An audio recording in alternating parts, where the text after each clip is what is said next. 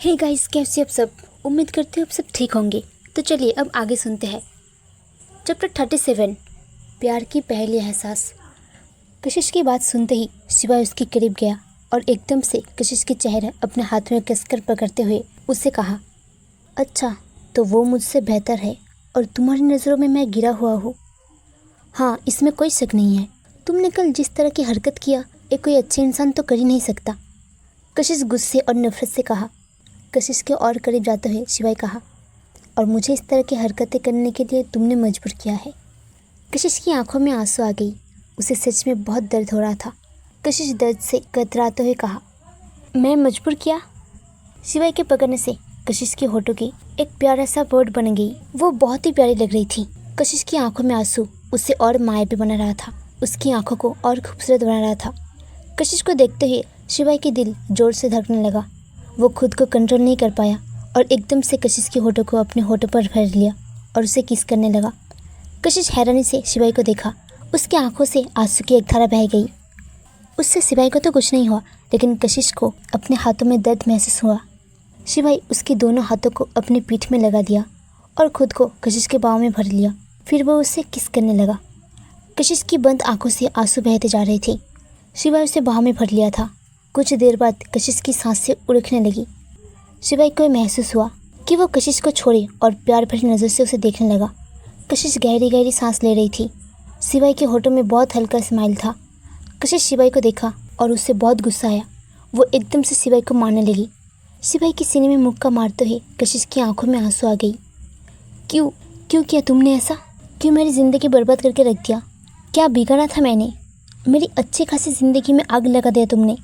अगर मेरे पापा को कुछ भी हुआ तो मैं तुम्हें कभी माफ़ नहीं करूँगी, मिस्टर शिवाई सिंह ओबरॉय। कशिश कह रही थी, तभी शिवाई एकदम से उसके हाथ पकड़ लिया और एकदम से कसकर बाहों में भरकर शांत आवाज़ में कहने लगा, मुझे नहीं पता था मिसेस कशिश शिवाई सिंह ओबरॉय को इतना गुस्सा आता है।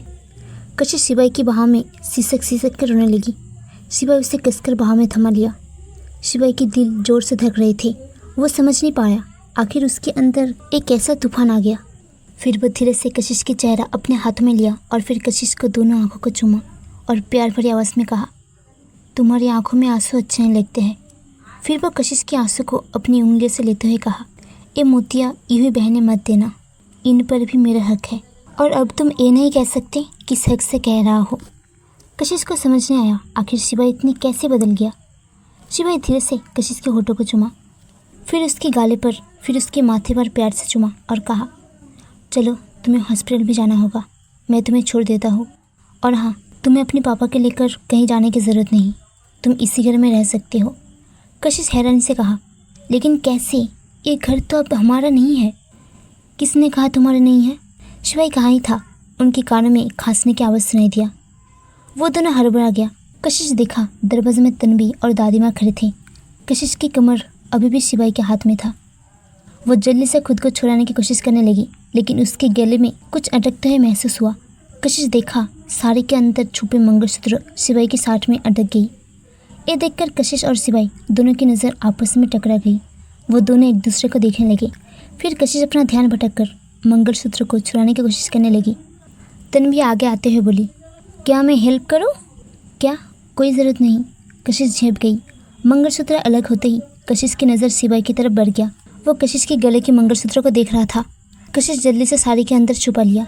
शिवाई के चेहरे में हल्का हंसी आ गया। तभी तन्वी बोली, मिस्टर ओबरॉय, क्या मैं जान सकता हूँ आखिर ये सब क्या है? रात को कुछ और सुबह को कुछ और। कहीं आपके दिमाग की स्क्रू ढीला तो नहीं है, अपने उस सरफिरा दोस्त की तरह, या वो अब की तरह? ये सुनकर शिवाई से घूर कर देखने लगा। तन्वी शिवाई की आंखों में आंखें रखते हुए बोली, आप मुझे घुरिए मत। ये मामला मेरी बेस्ट फ्रेंड से बढ़कर मेरी बहन के बारे में है और मैं उससे यूँ ही आपसे मिलने नहीं दे सकती। मुझे जानना होगा अगर आपके दिमाग में चल क्या रहा है। कभी आप उससे प्यार करते हैं तो कभी खुद ही दर्द देते हैं। शिवाई तन्वी को देखते हुए कहा, मिस तन्वी, कुछ सवाल के जवाब सिर्फ वक्त ही दे देते हैं। आपको आज के सवाल के जवाब भी मिलेगा, लेकिन उसके अभी वक्त नहीं आया। क्या मतलब है? आपकी इतनी छोटी सी सवाल के जवाब नहीं है? कहीं ऐसा तो नहीं आपकी इस अच्छी रूप के पीछे कोई चाल छुपे हुए हो? तन्वी उसे घूरकर बोली। आज के लिए बस इतना ही, मिलते हैं अगले चैप्टर में।